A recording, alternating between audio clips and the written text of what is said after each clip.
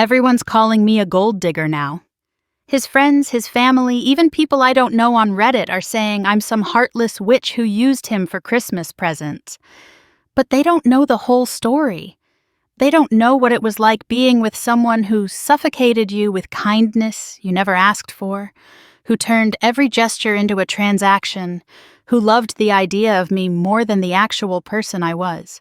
Let me tell you what really happened that Christmas and why I had to do what I did. I met Matt on a dating app in July. He lived in Seattle. I was in San Diego. From his first message, he was different from the guys I usually dated. He wrote paragraphs, not just hey or inappropriate comments about my photos. He asked about my work as a graphic designer, remembered details from previous conversations, sent good morning texts every single day at exactly 7 a.m. "You're so different from other girls," he told me on our first video call. "You're genuine, real, not materialistic like everyone else in California." I should have heard the warning in that, the way he'd already decided who I was based on a few conversations, the way he'd put me on a pedestal before we'd even met in person. But I was 26 and tired of dating guys who couldn't hold a conversation, and Matt seemed like everything I thought I wanted. Our first in-person meeting was in August when he flew down for a weekend. He insisted on paying for everything. The fancy hotel he stayed at, every meal, even my Uber to meet him. When I tried to split the check at dinner, he actually looked hurt. "I want to take care of you," he said. "That's what real men do." The weekend was nice. He was attentive, maybe too attentive. He wanted to know where I was every moment we weren't together. When I mentioned I needed to stop by my friend Katie's birthday party on Saturday night, his face fell. "I flew all this way to see you," he said. "Can't you skip it?" "It's just for an hour," I said. "You could come with me." "I don't know anyone," he said. "I'll just wait at the hotel." The guilt was immediate and crushing. He was right. He had flown all this way. So I skipped Katie's party, made up an excuse about food poisoning, and spent the night watching Netflix in his hotel room while he held my hand and told me how perfect this was. That became our pattern. He'd visit once a month, each time more intense than the last. By October, he was talking about me moving to Seattle, about getting married, about the life we'd build together.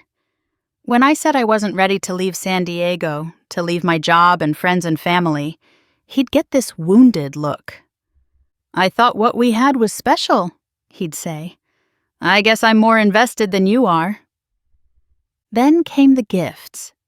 It started small, flowers delivered to my office, chocolates, a stuffed animal. But by November, packages were arriving almost daily, things I hadn't asked for. Designer purses, jewelry.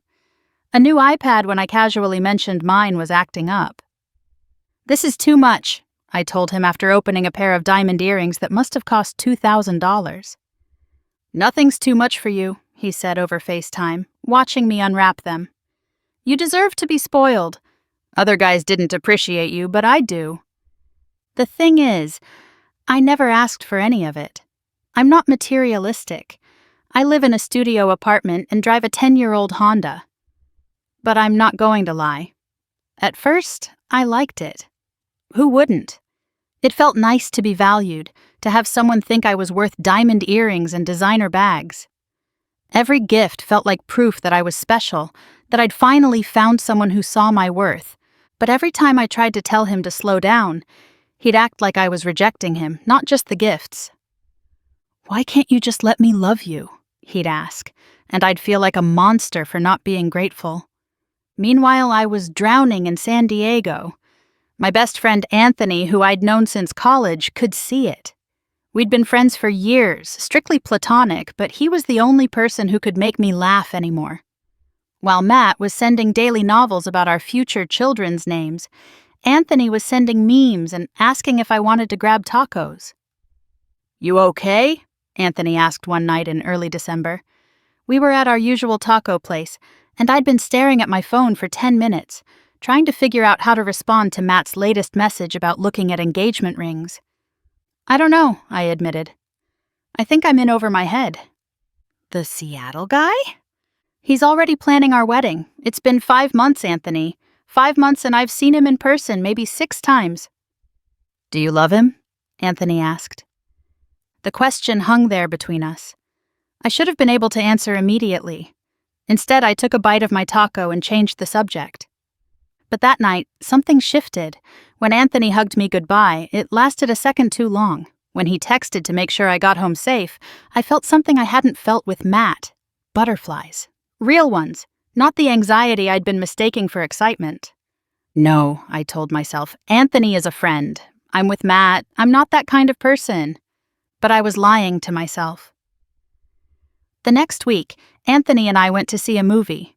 Just as friends, I insisted. But when his hand brushed mine reaching for popcorn, I didn't pull away. When he walked me to my car after, we stood there for 5 minutes just talking, neither wanting to leave. I should go, I finally said. Matt's calling at 10. Right, Anthony said. Matt. Anthony. I know, he said. You're with someone, I respect that. I wish you looked happy when you talk about him. That night, Matt called exactly at 10, like always. He talked for an hour about Christmas plans, how he'd already booked his flight, how his mom was excited to meet me after New Year's, how he'd been dropping hints to jewelry stores about ring sizes.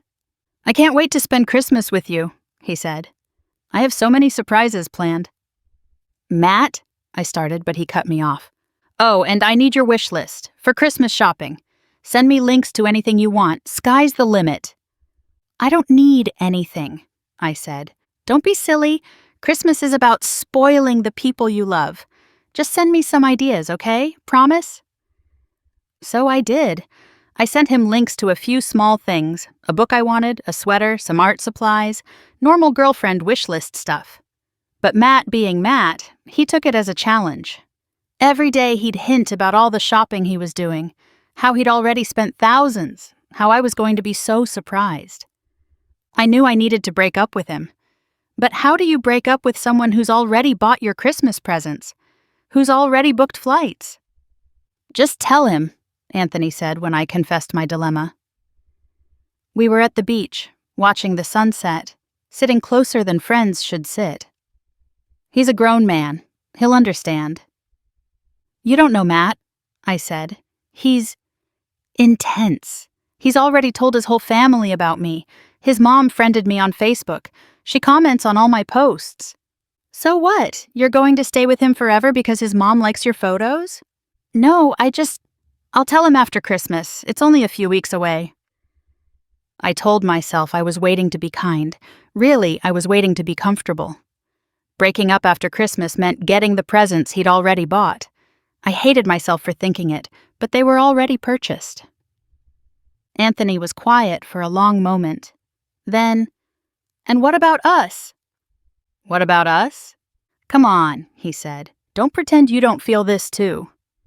I did feel it. God, I felt it so much it scared me. With Matt, I felt obligated, grateful, anxious.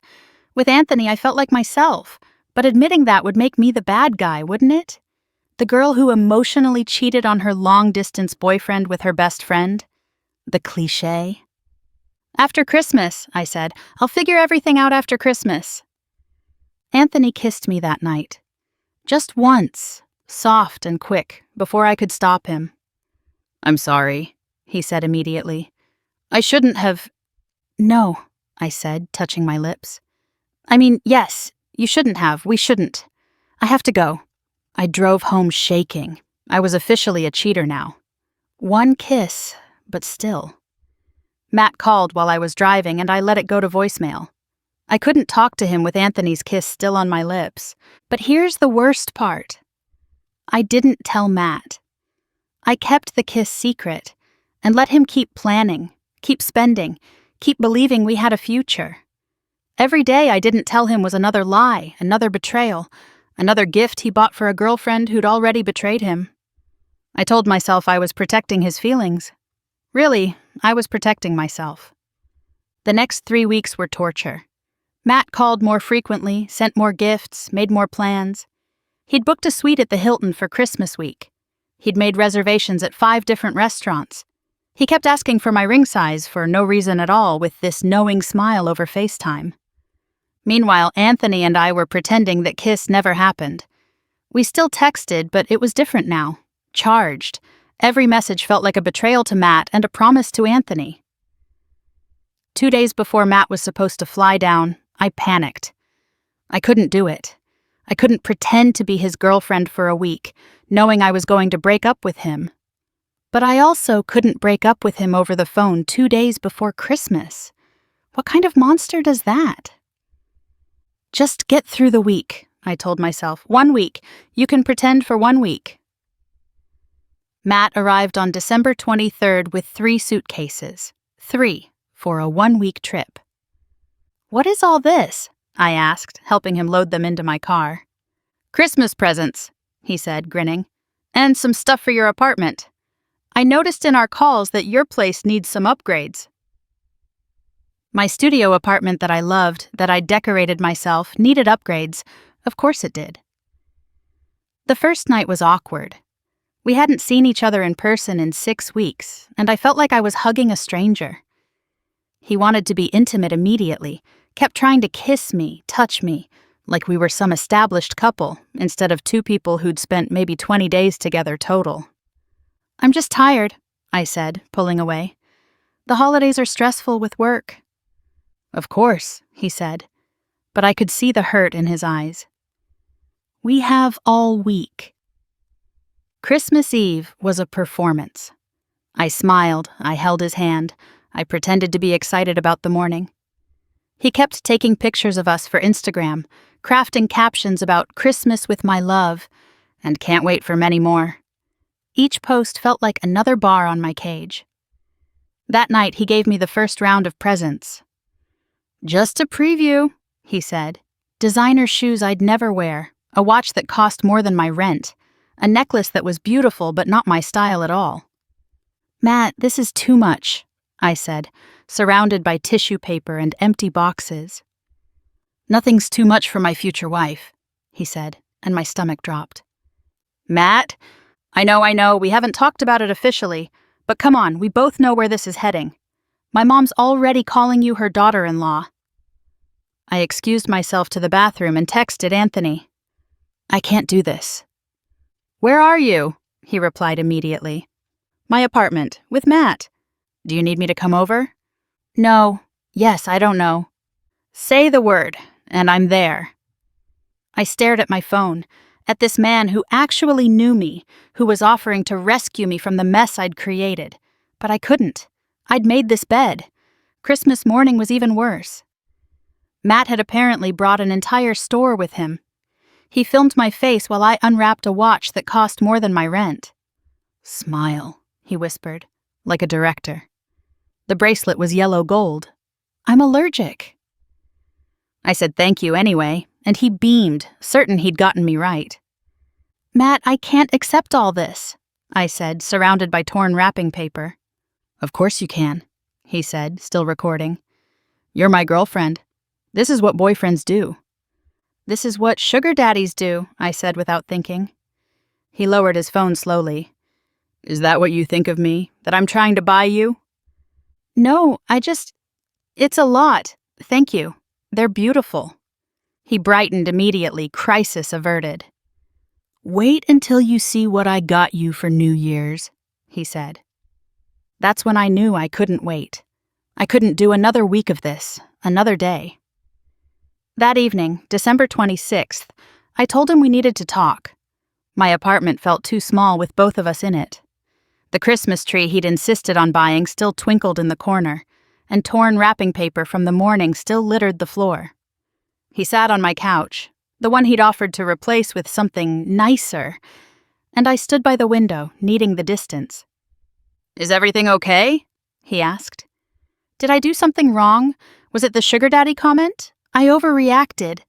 Matt, I can't do this anymore, I said. The words came out in a rush. I'm so sorry, but I can't be with you. The silence stretched between us. Outside, I could hear my neighbors laughing, probably still celebrating the holidays. He stared at me like I'd spoken a foreign language. What are you talking about? He finally said. Things are perfect. We're perfect. We just spent Christmas together. No, we're not perfect, I said. You're in love with someone who doesn't exist. This perfect girl who wants to be spoiled and taken care of, that's not me. But Christmas, all the presents, the plans we made. I know. I should have told you sooner. I didn't know how. Is there someone else? Yes. He set his phone on the counter and folded the charger neat. Then I'll go, he said. You don't owe me a performance. He lifted his suitcases, then stopped. I was going to propose on New Year's Eve. Matt, keep the presents, all of them. That's not fair. Fair? He looked at the tree lights blinking behind me. You let me plan this week, buy these gifts, fall in love, while you waited for something better. I never asked for any of it. But you took it. He opened the door and left. The tree kept blinking like nothing had changed. He flew out early the next morning. But before he left town, his mother called me. Not him, his mother. How could you? She screamed into the phone. He spent thousands of dollars. He was going to propose. You're nothing but a gold-digging little... I hung up on her. That evening, December 26th, I sat in my apartment surrounded by thousands of dollars worth of gifts I hadn't earned, hadn't really wanted, but had accepted anyway. The yellow gold bracelet sat on my coffee table mocking me. He'd gotten me completely wrong, but he'd tried so hard to get me right. His brother posted on Facebook about the sanctity of commitment. His best friend sent me a message calling me a heartless opportunist. Matt himself said nothing publicly. He just disappeared from social media for a week, then came back posting motivational quotes about new beginnings. The Reddit post wasn't from him. It was from his friend Jake, who'd heard the story secondhand and decided the internet needed to know about the gold digger who used my bro for Christmas presents. Anthony found it and showed me, his face grim. Did you really ask for all these gifts? He asked. He asked for a wish list, I said, feeling sick. Just normal stuff. He's the one who went crazy. They're calling you a gold digger in the comments, Anthony said, saying you planned the whole thing. I know what they're saying, I snapped. I can read. Hey, Anthony said, pulling me close. I'm on your side, always. But even he had doubts, I could tell. Everyone did. Because the story was so simple from the outside. Girl strings along nice guy for presents, dumps him for someone else. The end. They didn't see the suffocation, the control disguised as generosity, the way Matt's love felt like being slowly buried alive.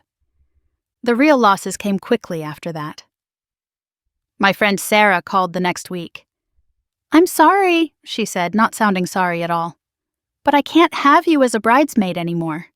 My fiancé saw the Reddit post, and his groomsmen are all Matt's friends from college. It would be too awkward. Sarah, we've been friends for 10 years, I said. I know, but, did you really keep all those gifts after cheating on him? I didn't cheat, I started, but she'd already hung up. Losing the dress wasn't the point, losing the 10 years was. At work, my boss started giving me strange looks. One day she pulled me aside. Is everything okay at home? She asked carefully. Someone sent me a link to something online. It's fine, I said. Just ex-boyfriend drama. She said. But I could tell she was wondering if I was the kind of person who used men for money, if I was trustworthy, if the company's reputation might suffer from employing a gold digger. Even my mom took Matt's side. You could have told him sooner, she said when I finally confessed everything. Before he spent all that money, before he got his hopes up. That poor boy. That poor boy is 32 years old, I said. And he wouldn't take no for an answer. Still, she said, you didn't have to accept the gifts if you knew you were leaving. I tried to return the gifts, but Matt wouldn't give me his address. Keep them, he texted. Every time you wear that watch, remember what kind of person you are. So they sit in my closet now, thousands of dollars worth of reminders that sometimes being the villain in someone else's story is the only way to save yourself. Matt's moved on, according to his social media. Already dating someone new, someone who appreciates a real man. Good for her. I hope she likes being suffocated with silk scarves. I didn't ask for the gifts, but I didn't stop them. I called it compassion. It was convenience. If that makes me the villain, fine.